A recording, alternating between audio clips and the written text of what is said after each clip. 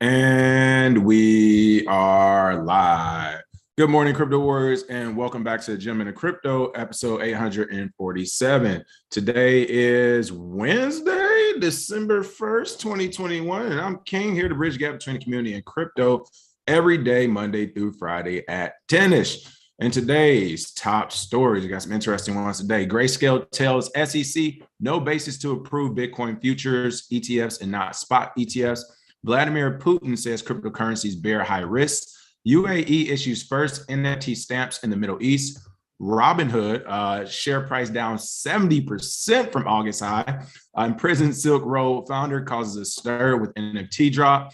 And online electronics shop Newegg to accept Shiba Inu during the holidays. That and much more. And I want to give a quick shout out to Yemio, actually. Shout out to Yemio for the hoodie right here. As you can see, this Unite Africa hoodie also comes with a cool little QR code on the side to order them. And that description for those hoodies are also here in the link. We don't get anything from them. This is all for Yemi, who has this pretty cool store together. You can see here some of the different Africa Must Unite t-shirts, hoodies, and all that other good stuff. So again, Yemi, thanks for that. And if you're interested in some of those shirts, hoodies, or anything like this, we'll make sure to put this link in the comment description. They even got some stuff for babies right here. Look at that, babies. If you want to get your African long distance on, there you go as well. So shout out to Yemi. Thanks for sending those shirts in and hoodie, of course, for me. Definitely appreciate that as well. And really quick, as I bring this up, I want to give some quick shout outs as we get the show going today. What's going on, Calvin Leon? What's going on, Mrs. JL? Excuse me, my screen just popped off. Hold on one second. Let's get, there we go. John Lewis, Miss JL, goodness, Janine. Let's see, who else we got here? Wendy, Bert, Alec, PF, Finn, Wendy again, Reno Gamble, Fatima. Good morning, everybody joining the chat. Good morning. Alec Pio said, next we need clothing with QR codes to NFTs. There it is. Reno Gamble said, getting my rewards and I am out of ADA. It was nice. Thanks for the fish. Hey, you know what, Reno, I'm with you. I tried to hold strong in Cardano for a while, but it's too many other good projects. I cut my losses not too long ago. I won't even say losses. I think we're actually still up, but not at an all-time high, of course. Satoshi Slim, Geechee Diamonds, what's going on, everybody? Make sure you come in, smash that like and share, and let's get straight to it.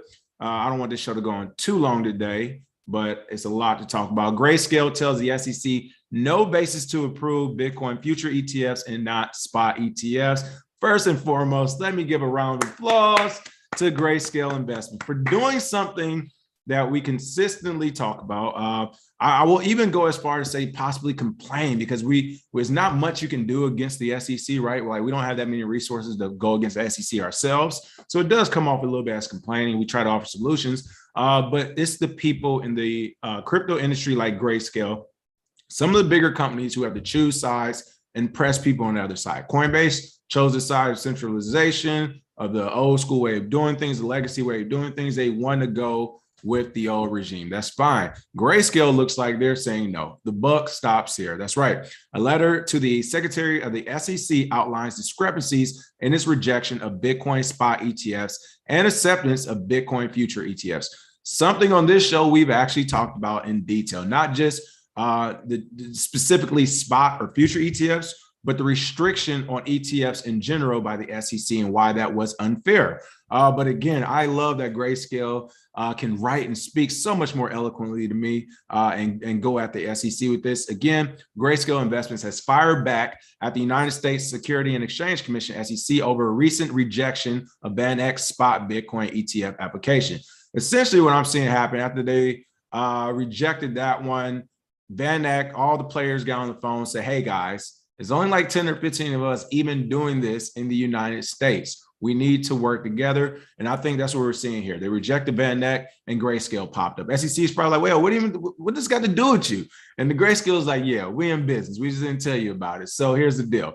The operator of the Grayscale Bitcoin Trust, of course, you know, they just also added Solana to that as well yesterday. So we should be seeing that price reflect that change here in the future, issued a letter to Secretary of the SEC, Vanessa Countryman, on November 29th to argue the SEC is wrong to reject spot Bitcoin ETFs since it has now approved 3 Bitcoin futures ETFs, one each from VanEck, Valkyr, and ProShares.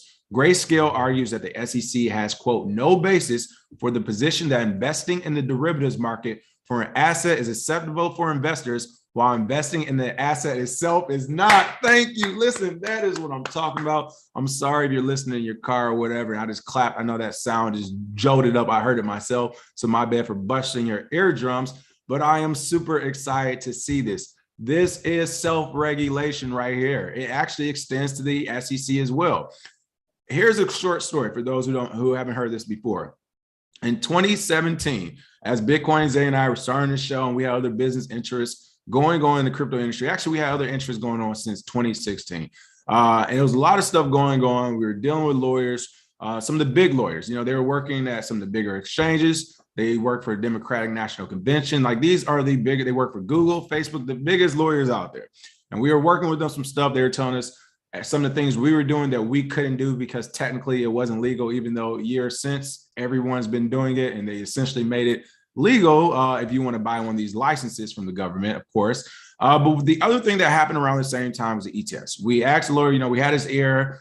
He has the ear of the SEC and all this other stuff. So we're just asking him a litany of questions in crypto so we can get a picture of what the future holds. And when it came to ETFs, their words to me, and they know the people at the SEC, they were like, they are literally not reading them.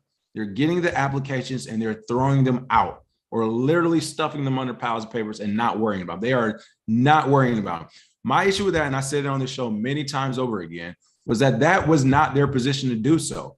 They aren't in these positions so they can make the decision for the entire country without the country's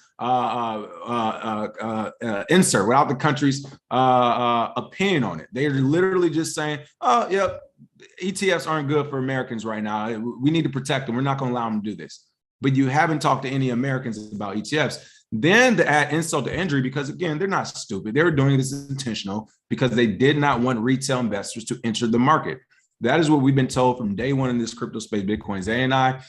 Everything we did along the way as far as business, we kept being told if you do it for accredited investors, you're allowed to. If you do it for retail, you need to get XYZ licenses and all this other stuff has to happen. They did not want retail investors in the market. So finally, they say, fine, you guys can have a futures ETF, which doesn't give you the underlying product, which again shoots retail investors in their foot. You're essentially buying paper, an IOU of Bitcoin.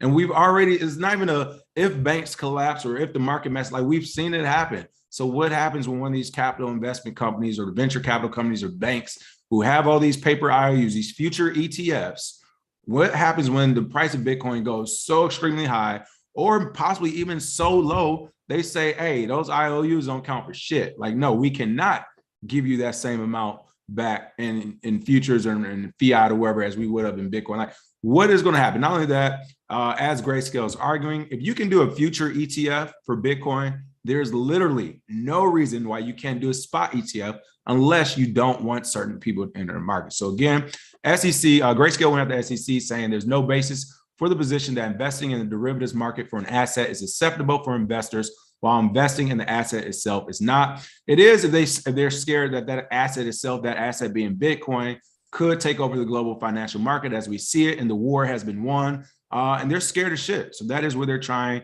to stop from occurring. It also says here, it claims the SEC violated the Administrative Protections Act by failing to treat the two Bitcoin ETF products the same. Again, I agree. So let's talk about it. The SEC is breaking laws. So, hey, you all want to criminalize people who don't check a box on a piece of paper that says you did anything in the crypto industry. Cool. Criminalize the people who are breaking the laws in the SEC as well. Let's make it fair. The same jail you're going to throw the person in who ain't check a little box, throw the SEC regulators in those same jails because you were ready to criminalize everyone in crypto who didn't tell you about every transaction they have. But you have the SEC now even allowing people into the industry all because of whatever reasons they have that they haven't shared with the rest of us Americans. But anyway, for those who don't know, a Bitcoin futures ETF allows traders to speculate on the future price of Bitcoin via derivatives, which, by the way, you actually, listen, people, you can make more money. If you really want to get in the futures market, you can make more money by margin trading. Go on one of these, go on Bybit, go on one of these exchanges. If you really are playing the futures game, I think Bitcoin will be here by this day, there by this day, or you're going to try to short it, whatever. You can margin trade that, and you can make more money margin trading that and getting the underlying asset, which is worth more than a futures ETF. But I digress. For whatever reason, if you don't want to margin trade or you don't want the underlying asset, you want this IOU paper, that's what a Bitcoin futures ETF will allow you to do, while a spot Bitcoin ETF will allow traders to trade on the current price of the asset, thereby functioning similarly to holding the asset itself. So again, either way, you're not even holding the asset, but they are right. The fact that they're trying to differentiate between the futures price and the price at the current trading point today, I mean, is ridiculous. So again, this is Grayscale going after the SEC. They're saying we believe this rationale failed adequately to take account of significant regulatory and competitive developments since 2017. That's what I'm talking about. It failed adequately to take account of significant regulatory and competitive developments since 2017, when the commission first considered and denied a national securities exchange application to list and trade shares of a spot Bitcoin ETP. Again, this is what killed innovation. They are killing innovation and hiding it and covering it with protecting you. Every time they kill innovation in the crypto space, they're trying to protect you. They're trying to protect you. They're trying to protect you. I think for the next election, or whatever it is, we need to have an app where we can vote on shit and be like, hey, 95% of Americans voted. We don't want your protection on this one. Like, hey, not on everything, but on this little thing, when it comes to crypto and Bitcoin or this industry, we're all good on protection. Thank you. Thank you. Thank you. I don't want security today. I can do this by myself. I'm gonna put my pants on by myself. All we need from you is just to approve things, really. And we really don't even need that. We need you to stay hands-off. But if you just have to be hands-on, at the very least, just approve things. You don't need to do anything else. Just approve things. This is crazy. Blockchain Bully, good morning. So my apologies, I'm late. Welcome to the show. Craig Stevens, what's going on? Ashley K. Let's see. What else we got here? Crypto Vanish, thank you for the tip. Yes, congrats on 20K, King and Zay, onwards and upwards. Yes, much appreciate everybody. We are at 20,000 subs. Let's see that algorithm kick in. Hopefully it does. Let's see, shout out the music art. The SEC wants to perpetuate a monetary system that runs on debt. That's a money system that enslaves people. And you know what? You are absolutely correct. The SEC does want to perpetuate a monetary system that runs on debt. Again, this goes back to the monster on Jekyll Island. It goes back to everything we talked about on this show. Essentially what America did, and we did very well through the Federal Reserve, is we created debt out of thin air. We printed money. The money we printed, we said this is an asset and we're going to lend this money, and it's a debt as soon as we lend it, but we're not going to delete it as an asset. On the same balance sheet, money printed from thin air turns into an asset and a debt that the banks and governments use, is, as you said, to enforce slavery, essentially. So yeah, they definitely don't want to get away from that. And that's exactly what ETFs do. Future ETFs and spot ETFs outside of enterprise, outside of institutions, to me, that's what it does. It encourages debt. Because instead of saying buy the underlying asset where we know 1 + 1 is 2, they're saying, no, buy all these papers, buy all these that, buy all this. 1 + 1 = 3, but really divided by 5 times 6, this, that, it will get you to 4, but really you only have 1.5 of the asset. So you don't get the full 2. Like, it's just so confusing instead of just buying the underlying asset. And that's right. Who said that? John Lewis said the SEC, they want their taste. You already know it. They want their taste. And they said they're definitely going to get it as well. All right, what else is going on? Vladimir Putin's in the news. Come on, Putin. Man, I thought you were going to take the high road on this. Looks like Vladimir Putin says cryptocurrencies bear high risk, something that the entire planet knows. I'm assuming somebody in his administration was like, sir, you got to say something today. They bear high risk. Like, I don't know. The remarks came at a time when the country's crypto regulatory framework remains underdeveloped. But again, on Tuesday, Vladimir Putin, president of the Russian Federation, voiced his criticisms at the Russian Calling investment forum in Moscow. According to local news outlet Lenta.ru, the president made the following remarks as translated by Cointelegraph. Quote, "It is not backed by anything, and the volatility is colossal, so the risks are very high. We also believe we need to listen to those who talk about high risk." Oh man, all right, here's the thing. I'm not going hard on Vladimir Putin because I like Putin in a lot of ways. I think he's a strong leader, does a lot of good things for his country. Again, I'm not there, so that could be false. I know a lot of people do have a lot of pushback on Putin and some of the things his administration has done throughout the years, but I like studying leaders. I love world leaders. And when you talk about leadership, like Putin's one of the wealthiest people on the planet and he has control of Russia. Like love him or hate him, he's doing a job as a leader. He's doing a job. Good or bad remains to be seen. History tell, but he's definitely doing a job as a leader. So I love studying him. However, President Putin, you got this one wrong, man. You got this one wrong. We know he got this one wrong. For one, Bitcoin is backed by things. It's backed by energy. That's why proof of work. You remember the whole debate about us killing the environment? That's because it's backed by something. It's backed by the environment, apparently. So let's just go ahead and cancel out the first line. It is backed by things. The volatility is colossal. If you're talking about the entire cryptocurrency market, then sure, because every day a new coin gets built, right? Every day, every 15, 20 minutes, a new coin is being put out there somewhere. So you're right. The volatility is there. But when you're talking about Bitcoin specifically, the volatility is an upward volatility. Like no matter how you look at it, the technology works, people keep using it and people keep adopting it. So it can only go up.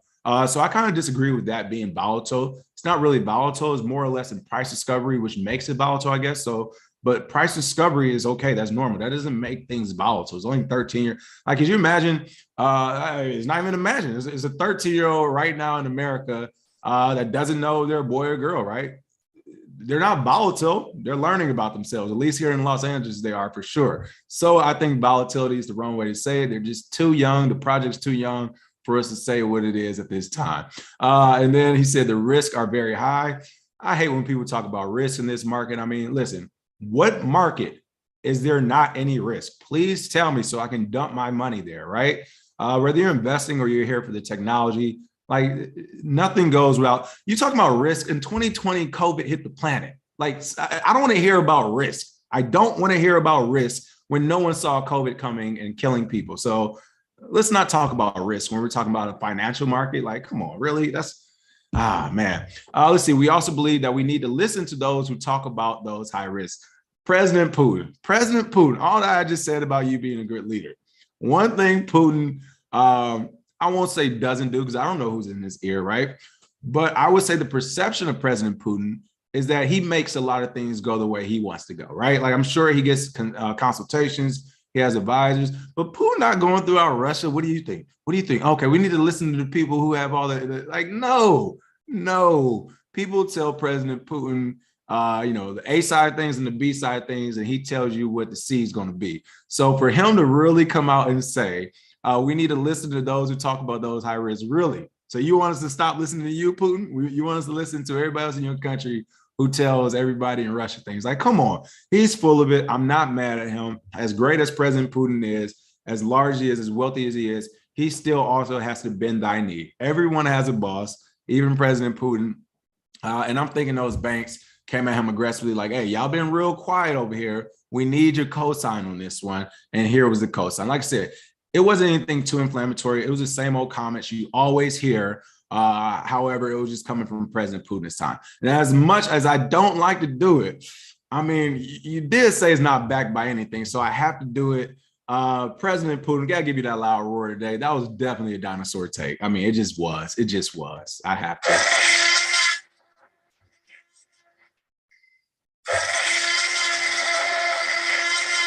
Hey man, don't keep me in Russia if I ever come visit, man. Let me out. Let us free. I still want to come visit the great country of Russia. Wear my fur coat, my fur hat, all that good stuff. But come on, man, don't play me out like that.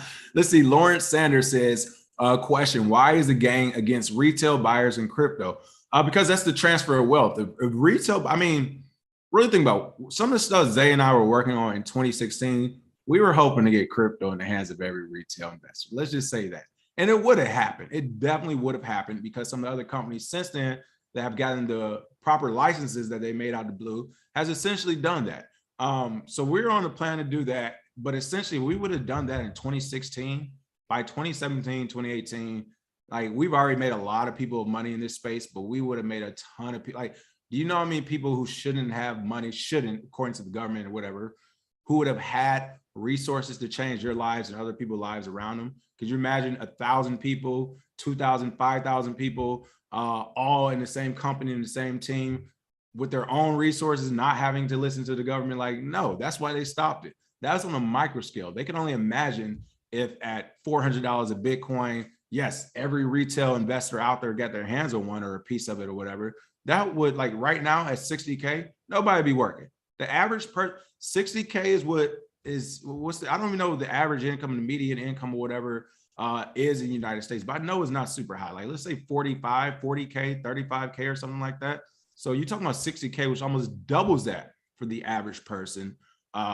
They wouldn't go back to work. They wouldn't do anything, especially once they learn to market and invest. So I think that's truly the reason why they're against retail investors, is that essentially it will not only crash the stock market, it will collapse the US dollar as a reserve currency, but it will also stop the US from having the power it has to do what it does. And here's the thing, I think it's going to happen. There will be a large portion of retail investors. And on this, we've already seen this. But this is where Zay and I kind of sometimes differ at.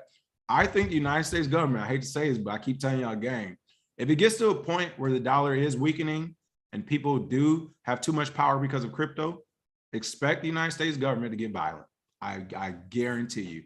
There has never been a time where we have not gotten violent and we have not gotten our way. It won't change with this. I don't think it will. Zay thinks that having resources and economic strength will be enough. I think that, hey, they're going to turn into bullies. As soon as you have economic strength, it's going to be like, all right, well, you got the lunch money and I'm hungry. So I'm the government, give it to me. So I don't know. We'll see what happens. But I know traditionally in some of the communities, you talk about Black Wall Street, Tuscaloosa, some of these, like when people got a foot on the government where they didn't want them to have it, they literally just attacked them. They violently attacked them. So this isn't me being conspiracy. It's like, I'm just looking at the history and looking at the facts of the matter. Like usually you get attacked when the government doesn't have control over you. So we'll see what happens. Hopefully it doesn't go out that far. The only silver lining where I think that might not happen is if enough of the government's kids have it, enough regulators' kids have it, and all that stuff, it's going to be really hard and really weird for them. I mean, it was like rap in the 80s, right? When they were going after rap and all the campaigns and pulling rappers off stage. But at the same time, it's like their little kids is like right now, the majority of Black people aren't out there buying rap and buying rap merchandise and all that. That's not coming from Black people. So whereas rap is a predominantly Black industry. So it is one of those things. I think there will be a pushback, but depending on how many of their kids have it, it will depend on how the government actually reacts, but remains to be seen. All right, let's see. UAE is in the news talking about governments doing things the right way. I want to highlight this story because I think this was an amazing idea. I really like it. UAE issues first NFT stamps in the Middle East. That's right. The United Arab Emirates has adopted a favorable approach toward crypto. Now its postal operator is issuing NFTs to commemorate, I can't say this word right now, commemorate National Day. The United Arab Emirates postal operator is issuing non-fungible token stamps to commemorate the Federation's 50th National Day, offering further evidence that digital collectibles are gaining mainstream appeal globally. Emirates Post Group, or EPG for short, announced this week that it has become the first postal organization in the Middle East and North Africa to issue digital collectible stamps. The new stamps, which will be unveiled on December 2nd, national holiday, consist of blockchain-based digital twins that will be sold as digital collectibles linked to their physical counterparts. If you want to know more about this project, you can scroll down and look at it. But essentially, the article is in the headline, the UAE issues first NFT stamps in the Middle East. This is huge. This is huge. This is huge. I keep talking about ways we don't have to tax citizens or ways we can pay for that education or healthcare, all this other stuff Americans specifically want. This is a way. Offer postal stamps from the government as NFTs. Don't sell the money. Don't auction the money. Keep it and use it to go to either federal or state and local services. It is literally that simple. And I know this will work because I'm one of those guys. While I don't collect stamps, the quarters, you know how every quarter has a different back and all that. The quarter started, I think, back in 2003, 2004, they started doing the millennium type of quarters. I have every quarter that's ever been printed, like in the United States, period. I got like every quarter. No one's ever going to see it. I'm the only person that's ever going to see it. It's my personal collection. I collect money from around the world. Whenever I travel to different countries, I collect money. I have money in denominations and coins and fiat currency. I've always been in love with different types of money, but I have it from around the world. And I have quarters I have every quarter down there in the United States has been printed. So if they were to do quarter digital NFTs, yes, that would be some weird thing I would be interested in because I'm already interested in it in the regular world. Stamps are huge. Stamp collectors are huge. People collect stamps. Like that is a real thing. So in a country recognize that, which is why they're making it into NFT. Again, this is the innovation where it's like people are even scared to innovate because our government are trying to criminalize it. But this is the stuff we actually need to see it in government. You get a Miami coin, you get a New York City coin, you get all this. And in addition to these coins, hey, you also have postal stamp NFTs. You have like, there's so many applications this can be used for if we stop trying to look at it as the boogeyman who's going to come and destroy the American government, the dollar reserve, and all. Like, yes, things will change. Things will definitely change as they have always changed in history. But to act like this is the end of civilization just because the dollar won't be the reserve currency, like, come on, people. Like, really? Don't let them trick you off these streets that easy. Don't let them get you that easy. It's crazy. Let's see. J.E. Walters said Dominican Republic of them pesos. Let's see. Ashley K says stamps are the original collector items. You already know it. Jake Fever, shout out to Jake Fever. Jake said, bro, I got every quarter two from 1900 to now. Goodness gracious. There we go. J.E. Walters said, I go to the EAE when I can afford it, but it's so damn hot after my deployments. I'm not excited to go back.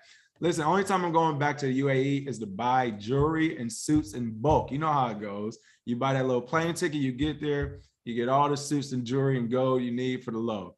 Let's see. Reno Gamble said, too late. The U.S. is already violent domestically. You're right. Actually, when I thought about that, I thought about the Occupy Wall Street movement. If you remember Occupy Wall Street, that was with college students. They was pepper spraying and beating the shit out of them. So could you imagine those same Occupy Wall Street kids at the time, those young adults? Could you imagine they also had a bunch of Bitcoin where they really was like, no, we could bail people right out. Like, no, we got money for this. We got money to face off with this Occupy Wall Street. They were getting pepper sprayed and beat with no resources. Could you imagine if it actually had resources? Oh man, way to piss the government off.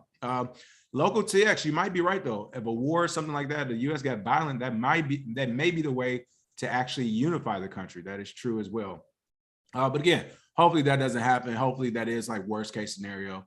But yeah, Reno Gamble said, if I get Putin to purchase the masterclass, can I get a 20? Listen, if you get Putin to purchase the masterclass, man, listen, you're getting a free one and you're going to be a part of the next one. All right, what are you talking about?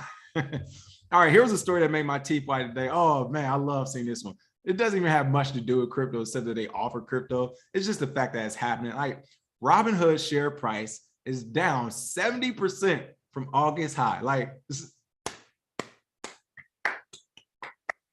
listen. My thing is this. I do understand there are some centralized and legacy services that we do need, right? Like for exchanges, everybody doesn't know how to do peer-to-peer, and they're even making peer-to-peer illegal, which it is not, but they're tricking people and making them feel like they're doing something criminal by trading Bitcoin to fiat or fiat to Bitcoin peer-to-peer. You're not. But I do understand why people would want to go to exchanges, especially if you're talking about, you know, hey, I got 100K plus, 200,000, $250,000. $500,000 I'm trying to buy. I'm not trying to do that peer-to-peer. I'm not trying to bring a bag of $500,000 to somebody peer-to-peer. I get it. There are reasons for exchanges. But in the case of Robinhood and those like Robinhood, who are some of the ones like Robinhood? PayPal, Venmo, Robinhood, Coinbase, Bittrex, like I can go on and on. But all of these people have decided to stay centralized in such a way that not only do they not want you to own your crypto, they don't even really want you to own your trading. Like if you remember, Robinhood turned off its trading for GameStop. It went down or had issues when I guess Doge or something else was on it. It always have issues when retail investors are making money, kind of going in line with the SEC and everybody else in the government who decides that retail investors making money isn't good enough. So it kind of frustrated me to see Robinhood pull the thing with GameStop where they stopped trading, essentially to save a venture capital fund or a venture capital company, a hedge fund. In order to save a hedge fund, they stopped trading for retail investors. I wasn't happy with that. They started offering crypto. Their volume went up. People kept using them for crypto. And I'm just like, you can't even get the crypto off it. Why are you using Robinhood for crypto? They should not be in existence. They have already shown they would steal money. Them turning off trading at peak times for one company shows that they will stop trading. Like they will do nefarious things. But market analysts are nonplussed by Hood stock price as long as it continues to ramp up its presence in the cryptocurrency trading space. As Robinhood struggles with its declining share price, could ramping up its cryptocurrency offerings help boost the company's outlook? I hope not. I hope we don't fall for it.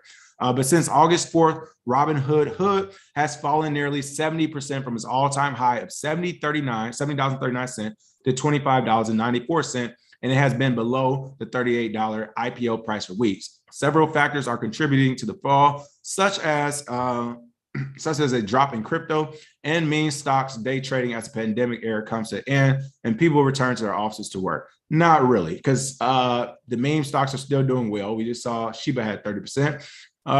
And no, crypto still hit its all-time high not too long ago. So I disagree with that. I think Robinhood's falling because people are seeing them for what they are. They are essentially doing insider trading for bigger companies, right? Like for hedge funds. If you stop trading for retail investors to save a hedge fund, you're doing insider trading for the hedge fund. And yes, your share price should fall. And here's what's even better, people.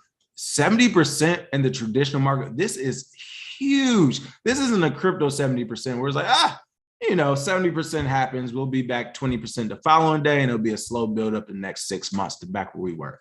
With things like this, this could be the collapse of a company. Now, do I think this is going to kill Robinhood? No, I think they'll pivot over to crypto more, as they're saying. They'll ante up their marketing efforts. And essentially this time next year, you'll forget. Like when I say you, like the average person, the person who didn't even know about, they'll either forget or it won't even be known that Robinhood stopped trading on GameStop. They're gonna take control of this narrative. Like they're definitely gonna spend money taking control of this narrative. So this time next year, people won't know what happened and they'll have a fresh start. So I don't think they're dead. I think it'll be a slow build up back to that original IPO price, with the exception of if something in the crypto space does go parabolic. We see Bitcoin go from 60 to 100, 120. Then just off the strength of the Bitcoin effect, you can see things like Robinhood also increase their share price from people going there trying to buy Bitcoin.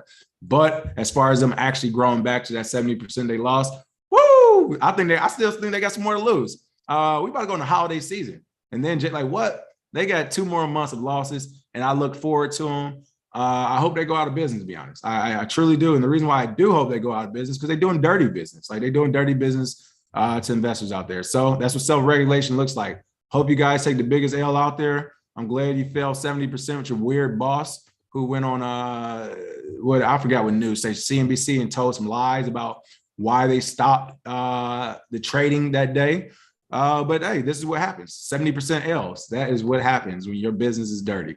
All right, let's talk about imprisoned Silk Road founder causes a stir with the NFT drop.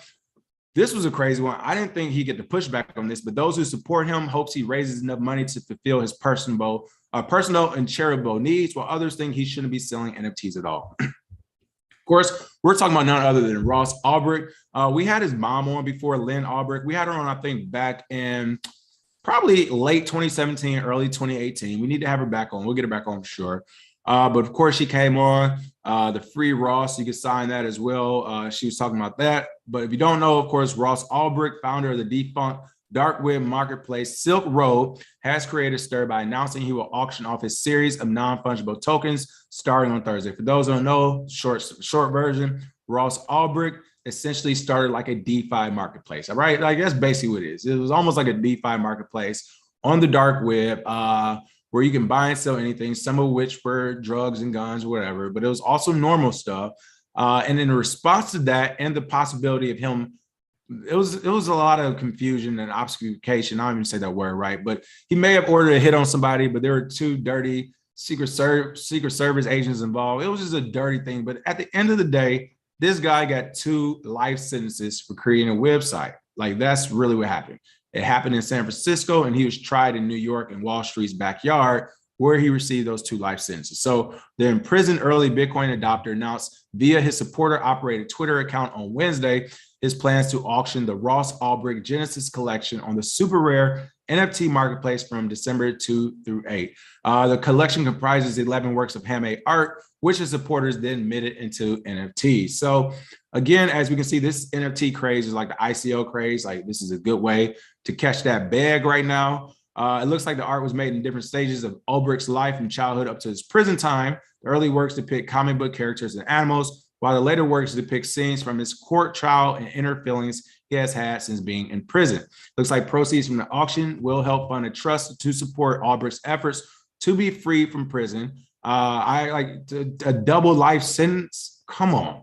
Like, what's Sammy Gravano, the bull, the mafia hitman, killed like 18 people and he didn't even get no time. Like, what are you talking about? Then Alpo just get killed. Alpo killed like 22 people and he was just in New York and Harlem eating cheesecakes and shit. And you talking about, and you talking about a guy who don't got no bodies to his name, no gang to his name, no type of real connections. All he had was a website and his own personal stash of Bitcoin, got 2 life sentences. If that don't tell you what type of time it is, I don't know what will. But again, funds will also help the donor-advised charitable fund Art for Giving, which is dedicated to relieving the suffering of the incarcerated and their families. So again, Ross Ulbricht has been a controversial figure, as it says here. Some people think he did it. He did try to get people killed. He did all this illicit and illegal stuff. Other people who kind of see the big picture are like, did he do some wrong? More than likely, yes. But did he do 2 life sentences wrong? Like, hell to no. But it's crazy. Like I said, people were actually pushing back, saying that they didn't want to see a guy in prison essentially making NFTs, making money. You got Crypto Cobain. He's been on Twitter for a while, saying there are Bitcoin maxis trying to cancel at Real Ross U for selling NFTs to raise money to charity for people incarcerated. One tweet says, way to lose your fan base. This man is in jail for life and did more for Bitcoin than all the laser eye cult combined. Bidding Ross NFTs. I'm with him. Ross has done a lot for this space. The only reason I can imagine a pushback, we kind of see it here on this channel too. The only pushback I see for people like Ross doing stuff like this is for the people who really believe that's like, I'm trying to see how to say it, like the Ned Flanders out there. Right? Remember we call them the Ned Flanders, the goody too. Oh, you know, usually the Karens, so they're usually the Karens, like the Ned Flanders who think that there's no, there's nothing dirty going on in crypto. Everything's on the up and up. You know, the government and police are all good. There's never a bad human being in government and police. They're all on the up and up. Like, those are the people who are probably going after him. They're probably one, you're in prison. Why should you do? It's like, Gandhi went to prison, folks. Martin Luther King went to prison. Who hasn't been to prison? All right. I mean, I haven't, but what I'm saying is seriously, it's just like, it's one of those things where, yeah, I think the only people who are calling them out are just the Ned Flanders and the goody two shoes. And the people who hate, the people who, for whatever reason, can't make their own NFT drop. Because if not, I don't see why you would hate on this. The guy got a double life sentence.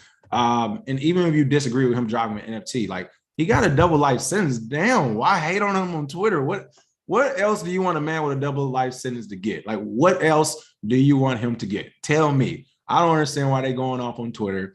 But I'm with Crypto Kobe. This guy's done a lot for the space. I mean, honestly, just Silk Road itself, good, better, ugly, for that coming out, that brought a lot of adoption over to Bitcoin because that was the currency used to actually buy and sell things on it. So I just want to throw that out there when it comes to that Ulbricht NFT. Billy, thank you for the tip. Said Ross helped build this brick by brick. Exactly. That's what I'm saying. Thank you, Satoshi Slim. Stop the lurking and start liking. Smash those likes, please. Thank you. Let's see. Who else do we have now? What's going on, Kel Harris? Quan G said Robinhood is too busy paying those fines so they can keep taking away the buy button. Let's see. Yes, Kadeem said, Robinhood has a savings account better with C5 or using them. Yep, them crypto wallets going to be their pockets. Put them in and never come out. Donations, anyone? That is what happens. Ooh, Shadow the music artist. Great question. I love it when we get questions like this. Wherever happened to Pooty X? I don't know. I know I hit that top and I sold once they switched it over to whatever they did. I think it was like Pony XPS or something at first. I don't know. I got my pump out of it and I kept it pushing. But great point. Pony X was supposed to be the next big thing. I haven't heard about it since it actually swapped over to that. So I don't know what's going on with it. Good question. Maybe somebody in the community is here as well. Let's see. Last few comments I'm trying to look at, see if we got anything. All right. Last story, but certainly not least. I want to talk about this one because I'll show you a funny video at the end of it. A quick one. Online electronic shop Newegg to accept. I said SHIB. I don't know what word it is. To accept Shiba Inu crypto during the holidays. That's right. Newegg was one of the first online American retailers to accept crypto, starting with Bitcoin and eventually Dogecoin. You can see it here. They said, of course, they're going to the Shiba next. Major American electronics retailer Newegg continues diving is enabling. I don't know. I think they wrote this wrong, but Newegg is enabling payments in major cryptocurrency and meme token Shiba Inu. Yes, they did write this wrong. Newegg officially announced November 29th that it will start accepting SHIB as part of its holiday promotional campaign starting by early December. Here it is, Newegg. Hey, SHIB Army, how are we looking on America's largest digital out-of-home billboard? Will be officially accepting Shiba token by early December via BitPay. So a couple things. First, I'm glad that they actually put BitPay. This is what we keep saying. For all those people trying to figure out how to set Bitcoin, like there are a multitude of services with BitPay being one. With BitPay, and this is what we mean. I know Coin Payments, I think, does it as well. I think Coin Payments actually has more, if I remember correctly, because back in 2016, 2017, we were using, they already had 100 tokens on there. So I can only imagine now, but BitPay, Coin Payments, some of these like payment processors from crypto to fiat, they offer every coin out there. For those who don't know, you literally just go in and toggle an on and off button for the coins you want to accept. So it's like literally any company who deals with BitPay could click the thing and say, we're accepting Shiba too. It's literally just about the company. Now, what I would say is, as much as I disagree with this move, I see why they're doing it for promotional purposes, marketing purposes. I get it. What I do agree with and what I think should happen is not just Shiba, all of these companies on that toggle every token on. Toggle them all on, because BitPay, if they offer it on there, or Coin Payments, all these other ones, if they offer it on there, you have the ability to accept that coin and get it transferred straight to Bitcoin or fiat. So you don't even have to take the coin. So I say, yes, everyone out there, as much as I'm not even saying Shiba is the future, I think everyone should be accepting Shiba. Everyone should be accepting Doge. Everyone should be accepting Cardano. Everyone should be accepting Ethereum. Everyone, like whatever crypto out there, everyone should be accepting it if it's able to be accepted on a payment platform. There's no reason not to, unless you're politicizing it. So as far as a transfer of value, you can just accept it and switch it to Bitcoin. So again, Newegg is doing this. And just a quick funny thing I'll show you all for Bitcoin Zay beats me to the punch, apparently. I actually do business with Newegg. I have ongoing business relationships with Newegg. We've actually talked crypto. So I'll be sure the next time I do anything with them, I asked them about this. But yes, for one of the reasons why I shave every now and then is for my Newegg business. So I'll just show you a quick snippet of the latest one-on-ones we did a few months ago. And thank you for stopping by my place of business here at Newegg Business, where our passion is your business. So ask away. So this is a longer one, but account executives handle all sorts of questions, like how do you get toner stains out of the carpet? But what I will say is, as you can see here, Newegg is super crypto friendly. I did get a chance doing work for them, commercials and all this other stuff. I got a chance to see all their offices, and that's what I was going to talk about. It is like, oh man, it's a tech person's heaven. It is a huge office, thousands of people working there. Where I think a couple thousand whoever worked there, maybe 1,500 to 2,000. But I mean, computers, hardware, software stuff, mouse monitors, gaming computers, chairs, and they talking crypto in the offices. It is like they're talking crypto. So whenever I go into the offices, that is like a topic that pops up. We talk crypto. We talk about some of the things going on. The last time I was with them, I did, we're all trying to figure out now who at Newegg is leading the crypto department as far as allowing these type of moves. So I'm actually trying to work with them on that. But shout out to Newegg, because they have been in crypto for a while. They have been accepting it. And yeah, yes, go ahead and get off on these chats. Let me look at some comments. Hey, make them funny as hell. Let's see. Fan said, took 10 years off your life. Remy said, I'm looking fresh and talking so proper. Listen, I can change it up, folks. Yeah, I didn't tell you. Listen, you already know it. Jason, Clean Face King, Money Machine, Go Bird. Yeah, so it's a pretty fun one. Yeah, they got chairs. So they got gaming chairs. I'm not sure if the gaming chairs they sell or if it's actually from or they bought them as third parties. That's hilarious. Satoshi Sim said, I used to buy weed from that guy. Hilarious. Let's see what else we got. Local TX said, I accept everything as long as you pay me in Bitcoin. There we go. All right. So other than that, that is the show for today. Make sure you smash a like and share. I'm going through the comments really quick, seeing there's any last big ones I miss. But if not, we actually decided to extend the sale. The sale's been going crazy. Again, thank you for all the support, people. Definitely appreciate that. We extended it until Friday because Zay's down in Miami. He said through the Miami stuff, he's talking to people and they wanted until Fridays, whatever. So still 15 off until Friday. That's the code. And again, Boats. This hoodie is by Yimmy-O. That will be in the description box. Again, got a little QR code on it as well. So again, thanks Yimmy-O for sending this hoodie in. I'll make sure Zay gets the shirt as well. Other than that, make sure you smash that like and share. And we will see you all.